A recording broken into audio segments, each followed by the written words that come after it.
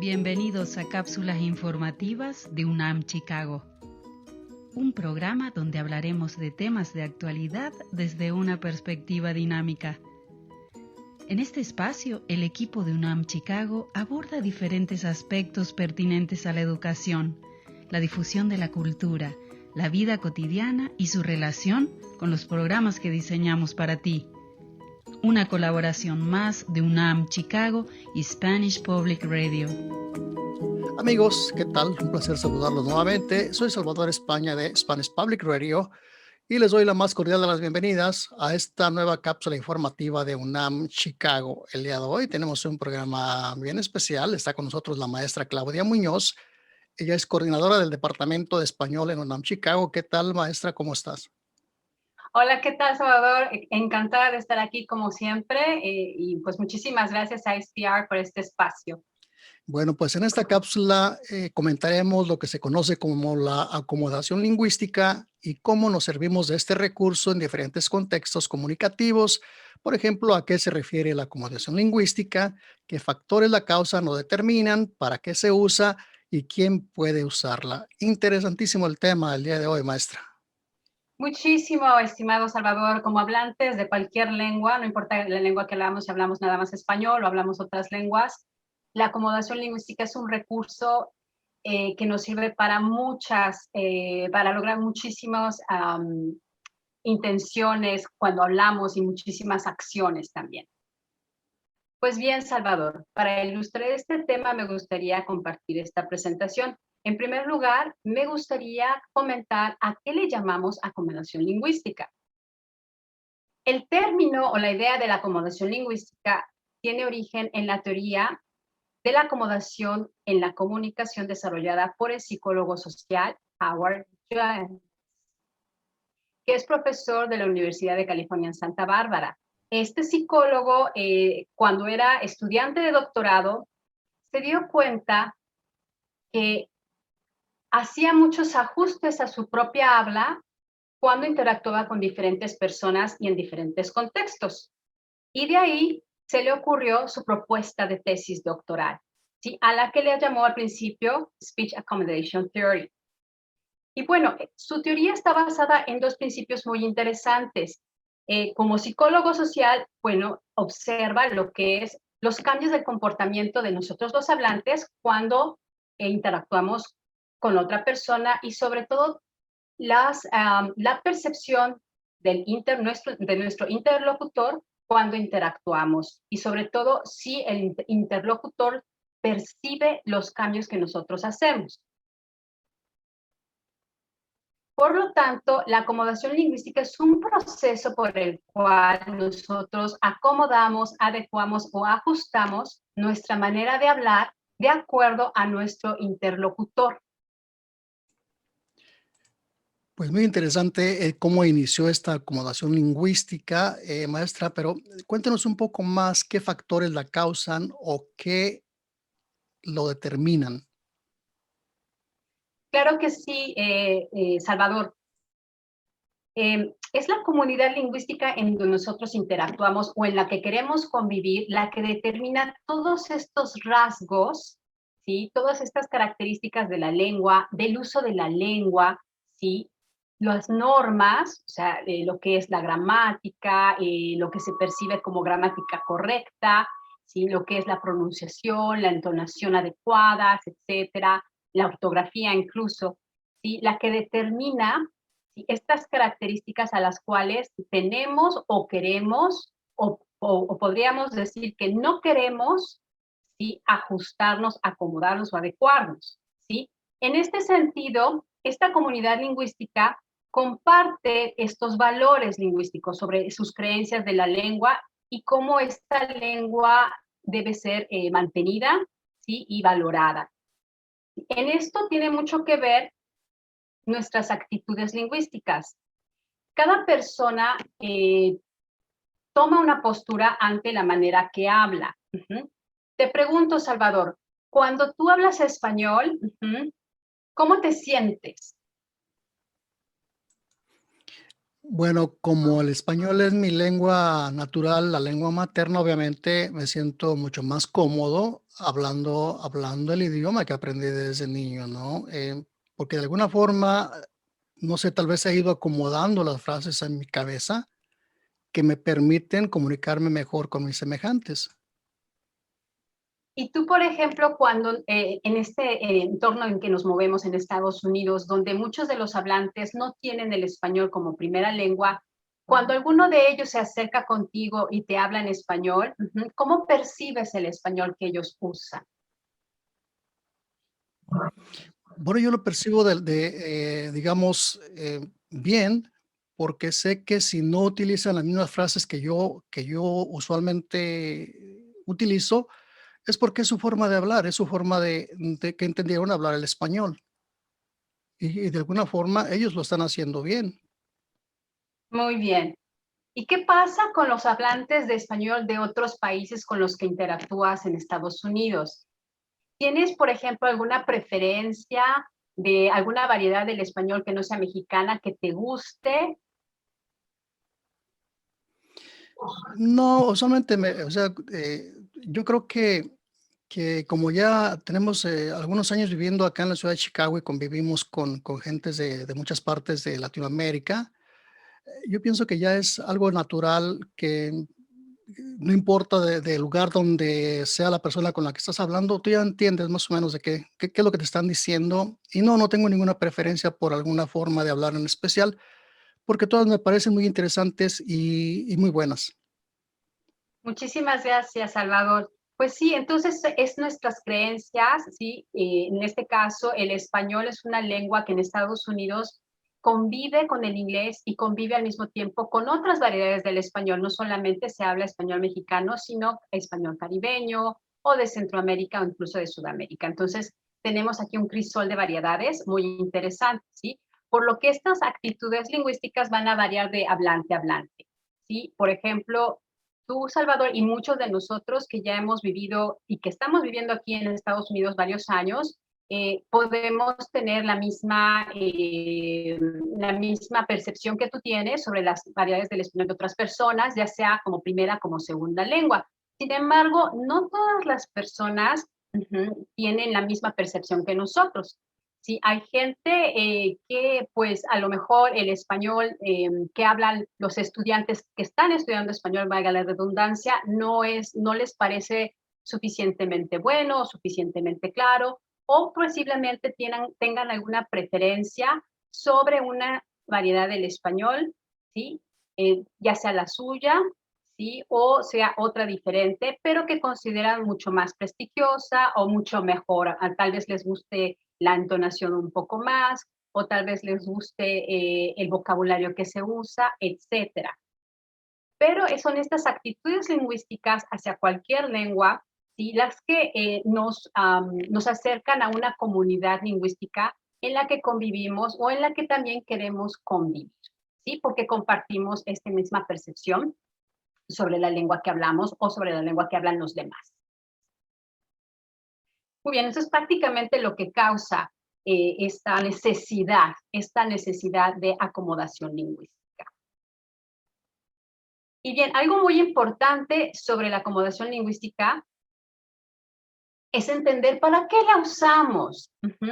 Te pregunto, Salvador, ya tomando en cuenta más o menos qué es la acomodación lingüística y tu percepción sobre la lengua, sobre el español que hablan las otras personas que lo aprenden y las otras personas de otros países latinoamericanos aquí en Estados Unidos, ¿para qué crees que nos sirve esta acomodación? Para tratar de que lo que querramos decir, que ese mensaje que tratamos de exteriorizar, pues sea lo mejor captado posible. Excelente respuesta, Salvador. Y en efecto, la podemos usar para dos propósitos. En el tuyo, por ejemplo, estás hablando de una postura de cercanía, ¿sí? De comunicarte y de aproximarte a tu hablante, ¿sí? Voy a empezar por lo contrario, que sería la distancia, ¿sí? La acomodación lingüística puede ser una necesidad y puede ser algo que un hablante esté dispuesto o no a hacer, ¿sí? Cuando un hablante no está dispuesto a acomodarse lingüísticamente con su interlocutor por diferentes factores, ya sea porque no comparte las mismas actitudes lingüísticas o porque quiere mantener su distancia y enfatizar su variedad de la lengua, ¿sí? Lo que va a hacer es distanciarse, ¿sí? No se va a ajustar, no se va a acomodar, ¿sí? No necesariamente es negativo, como decía al inicio, posiblemente lo que quiera es sobresalir, ¿sí? O terminar una conversación. Entonces, este es un mecanismo muy interesante, ¿sí? Cuando quieres mantener tu distancia por diferentes razones, ¿sí? En nuestro caso, porque lo comparto contigo, Salvador, también, has mencionado esta necesidad de comunicarte y de hacer llegar a tu interlocutor el mensaje que quieres transmitir, por lo que nuestra intención es acercarnos, ¿sí? Es formar parte de esta comunidad lingüística en la que interactuamos. Entonces, lo que vamos a hacer es ajustarnos, ¿sí? A nuestro interlocutor o interlocutores, sí, que eso es algo que tú haces todo el tiempo por ser una persona de radio, ¿correcto? Exactamente, es la forma que uno utiliza para tratar de acercarse más a las personas. Ahora, este otro punto que mencionas que es que la gente puede utilizar esta acomodación lingüística para distanciarse. ¿Cuál sería un ejemplo de esto último, maestra? Excelente pregunta. Una de las, podríamos poner, por ejemplo, en el caso del español, simplemente por poner un ejemplo, cuando te quieres distanciar, si tomamos en cuenta que convivimos em, en un país donde el español está en contacto en primer lugar con el inglés y en un segundo lugar con otras variedades del español, y me voy a referir en este momento con el ejemplo de lo que ha pasado con el español en los Estados Unidos. Una manera de distanciar nuestro español, ¿sí? Del resto del español del resto del español de los Estados Unidos sería, por ejemplo, mantener siempre el mismo vocabulario en español para referirnos a cosas que ya se nombran con calcos o préstamos, sí, del inglés. Por ejemplo, habrá mucha gente, seguramente tú las has escuchado, que para lo que son los servicios de salud y servicios públicos, lo que es welfare, ¿sí? Lo que son los servicios sociales, va a utilizar mucho la palabra aseguranza. ¿Lo has escuchado? Sí, sí, es lo más común cuando alguien se refiere a un seguro médico, dice: "No tengo aseguranza", o "Mi aseguranza no me cubre", o "Me cubre solamente este porcentaje", pero casi nunca nos referimos a que mi seguro médico no es para esto o no me cubre tanto. Sí, entonces imagínate si una persona que trabaja en los servicios sociales, si mantiene siempre diciendo, o sea, que presta el servicio a las personas que hablan español, se mantiene siempre diciendo, es que su seguro de vida y su seguro dental y su seguro, y cada vez, y tal vez el hablante de español que ha nacido en Estados Unidos y que es de tercera generación, ya no identifica mucho el concepto de seguro de vida con aseguranza. Entonces, podría haber un problema de comunicación hasta cierto nivel, ¿sí? Eso podría producirse. Posiblemente la persona que trata de mantener el concepto seguro de salud, seguro médico, etcétera, quiere o presentarse como una persona más profesional, sí, por una parte, o podría también tener la intención de mostrarse superior al que está escuchando, ¿sí? Pueden ser dos tipos de posturas, no necesariamente es negativa, ¿sí? Pero podría entonces esta divergencia, esta distancia podría causar en algún momento la ruptura de la comunicación, porque a lo mejor el hablante, nuestro interlocutor, no entiende, no termina de entender a lo que nosotros nos referimos como seguro, seguro, seguro, seguro, ¿sí? Porque ya tiene muy mecanizada la palabra aseguranza, por ejemplo. Eso sería una excelente situación de divergencia y de distanciamiento. Y en el caso de la convergencia, esta búsqueda de la cercanía, yo te pregunto, Salvador, porque tienes esta experiencia como periodista de hablar con diferentes públicos, ¿sí? Tus entrevistas, la interacción que tú tienes con las personas, ¿cuáles han sido para ti las maneras en que te acomodas, ¿sí?, a tu interlocutor? Normalmente hablo como siempre. Si llego a observar que no me entiende alguna palabra o algo así, entonces trato de acomodar o buscar algún otro término que tenga digamos, un punto común, que sea una palabra que se use mucho para que de esta forma estemos en el mismo canal, en la misma página, como se dice, ¿no? Muchísimas gracias, Salvador. Has ilustrado fenomenalmente lo que quiero compartirles a continuación. Pues sí, la convergencia o la manera en que nos acercamos lingüísticamente a las personas, sí, tiene muchas maneras de hacerse, ¿sí?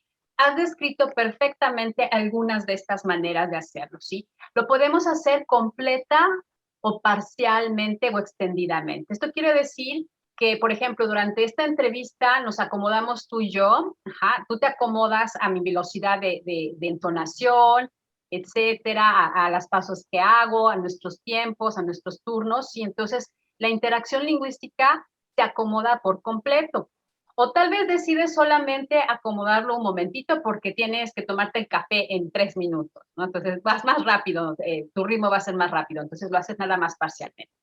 O tal vez ahora que estamos así charlando con mucha tranquilidad y sin prisas, si sigues hablando así después de esta entrevista, si se extiende esta manera en que nos adecuamos. Estoy hablando solamente aquí del ritmo de la conversación.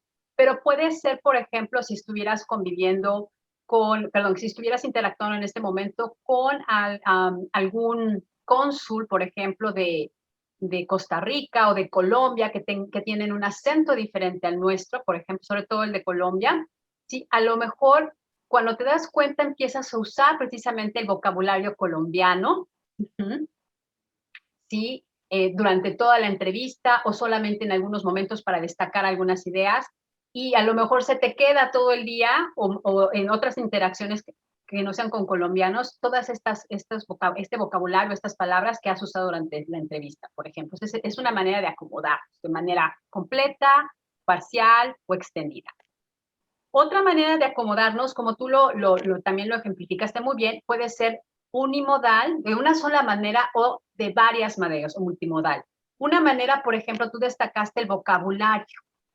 ¿Sí? Eso es una manera de adecuarnos a la conversación lingüísticamente hablando. Si no te entienden una palabra, entonces buscas otra que es más familiar, que es más frecuente, que se usa. Si estamos hablando del español en Estados Unidos, pues vas a utilizar algún cálculo, incluso algún préstamo, ¿sí? Alguna extensión semántica que se use mucho, ¿no? Vas a utilizar, por ejemplo, troca o vas a utilizar aplicación, por ejemplo, ¿no? Podría ser ese el caso, ¿sí?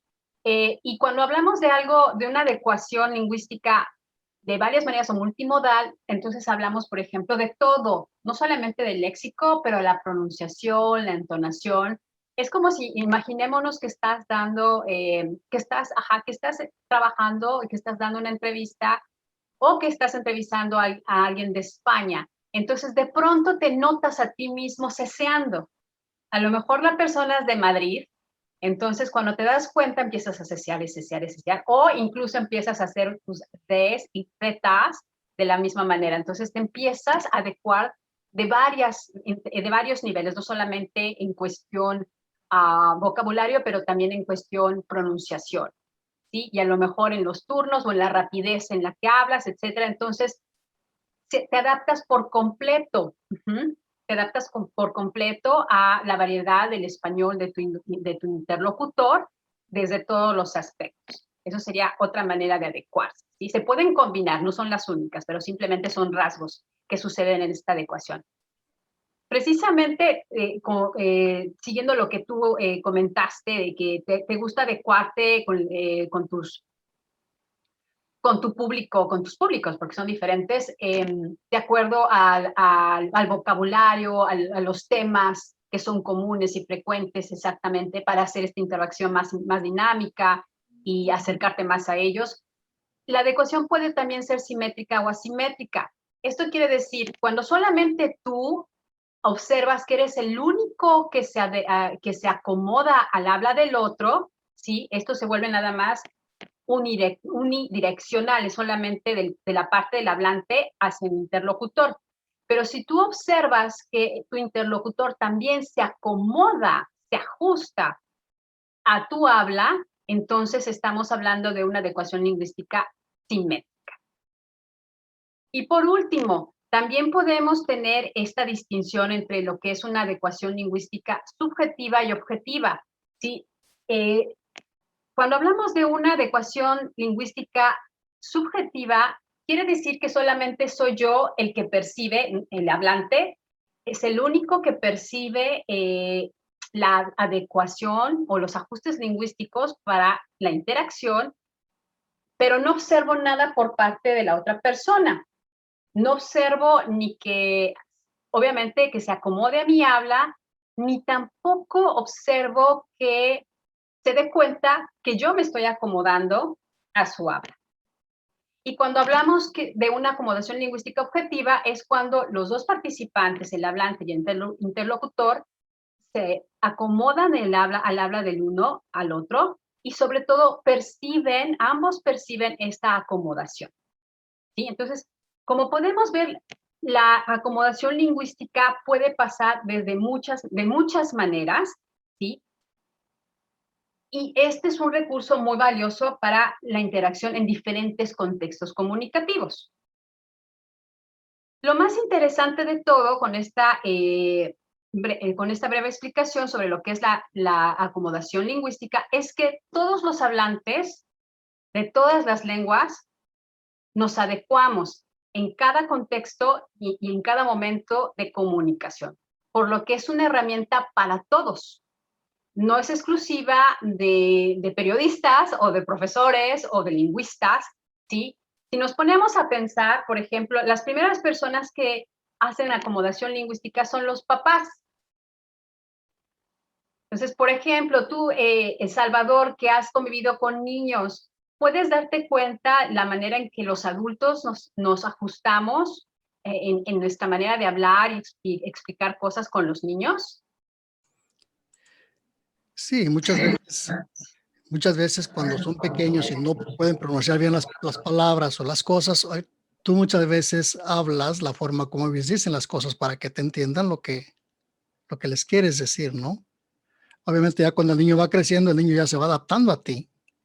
Pero yo, sobre todo en los primeros años, yo pienso que los papás se tienen que ir adaptando a cómo los niños hablan para que puedan entenderlos. Por ejemplo, y si te acuerdas, cuando estabas en la universidad y tenías que dirigirte a tus profesores, ¿cómo acomodabas tu habla? ¿Eran los profesores que se acomodaban a ti o eras tú el que se acomodaba al habla de los profesores? Bueno, pues tendría que haber sido al revés, que el profesor se acomodara a ti, pero por respeto, por lo que tú quieras, tú tratabas de acomodarte a la forma como él hablaba.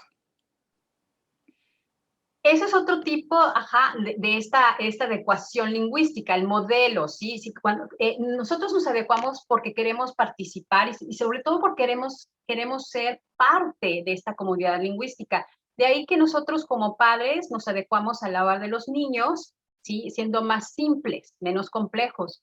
Y cuando estamos en situaciones sociales donde hay una jerarquía diferente a la nuestra, ¿sí? Y alguien tiene una jerarquía superior a la nuestra, nosotros somos los que generalmente nos adecuamos al habla de la persona que está en una posición jerárquica mayor que nosotros, precisamente para pertenecer, ¿sí? A esa interacción, para adecuarnos de acuerdo a la jerarquía y a la importancia que tiene en nuestro interlocutor. Y de ahí que es una herramienta para todos, incluso para los niños. Los niños saben con quién hablar como niños chiquitos, y cuándo hablar con más palabras y con más explicaciones, ¿sí? Los niños saben muy bien con quién llorar y hacer berrinche y saben muy bien con quién no hacerlo. Entonces, esa es otra manera de adecuarse a las situaciones comunicativas.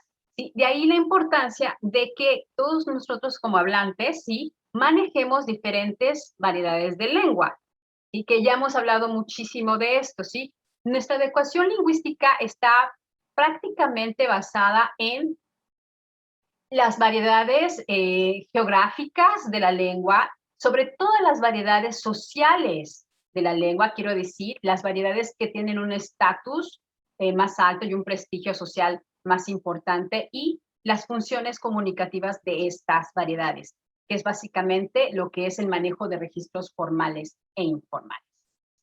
Y bueno, estimado Salvador, con esto estaría terminando nuestra cápsula de hoy, no sin antes darles simplemente algunos ejemplos muy interesantes sobre este tipo de adecuación o acomodación lingüística que existen y que son estudiados por muchos académicos en las áreas de lingüística y de sociolingüística, que puede ser, por ejemplo, no sé si tú lo has notado aquí en Chicago, pero hay muchos estudios de cómo muchas personas de Centroamérica que en su variedad del español utilizan el vos de manera natural, terminan adecuándose al uso del tú por diferentes razones. ¿Sí? Y como habíamos comentado desde el inicio, nosotros nos adecuamos mucho, ¿sí?, al léxico que existe en el español de Estados Unidos a través del uso de calcos y préstamos, ¿sí? Otro ejemplo muy interesante que también ya presentó la doctora Erika Deli en otra cápsula, cuando hablaba del español en Chicago, ¿sí? Ella comentaba sobre este fenómeno que ha observado de cómo en español, ¿sí?, a los nombres de las calles les interponemos un artículo. ¿Sí? Que si estuviéramos en México y nos preguntan ¿en qué calle vives?, diríamos en la calle Carranza, ¿sí? Pero aquí en Estados Unidos, en Chicago, sí es muy normal decir, pues vivo en la Western, ¿sí?, en la Ashland, sin utilizar la palabra calle. Entonces, eso también es una manera de adecuar nuestro español al habla del español en Chicago, ¿sí?, que es la primera comunidad lingüística en la que interactuamos. Y poco a poco, cuando estamos interactuando con otros hablantes de otras variedades del español, también estaríamos adecuando nuestras variedades lingüísticas en función de nuestro objetivo de comunicación, y especialmente si queremos pertenecer a esa interacción o queremos distanciarnos, ¿sí? Y los invito a nuestro público a también a seguir aprendiendo sobre este fenómeno muy interesante de lo que es la acomodación lingüística y las repercusiones sociales que esta tiene, ¿sí?, a través de lo siguiente. Les invito a ver precisamente al padre de la teoría, ¿sí?, que es el profesor Howard Giles, y también a leer su libro. Obviamente, esta es una teoría, esta es una propuesta, y que también está muy abierta a debate, porque hay muchos académicos que no están de acuerdo con él. Maestra, como siempre, muy interesante el tema del día de hoy. Siempre que viene por acá con nosotros nos trae temas sumamente interesantes, y obviamente este no fue la excepción. Ahora sí ya yo tengo una mejor idea de lo que es la acomodación lingüística, que sin querer yo la estaba usando ya, pero no sabía ni qué era ni por qué. Pues muchísimas gracias por darnos esos interesantes ejemplos, y esperamos que también a nuestros amigos que nos acompañan siempre en estas cápsulas informativas, pues les sea de utilidad esta herramienta que nos ha mostrado usted, y que quizás tal vez muchos de nosotros ya habíamos estado utilizando sin saberlo. Claro que sí, la acomodación lingüística es un proceso consciente y muchas veces inconsciente. Ujú. Muy bien, entonces, maestra Claudia Muñoz, será hasta una próxima cápsula informativa. Muchísimas gracias, Salvador, muchísimas gracias a SPR y a nuestra audiencia por el tiempo. Hasta pronto, hasta la siguiente cápsula. Muy bien, muchas gracias.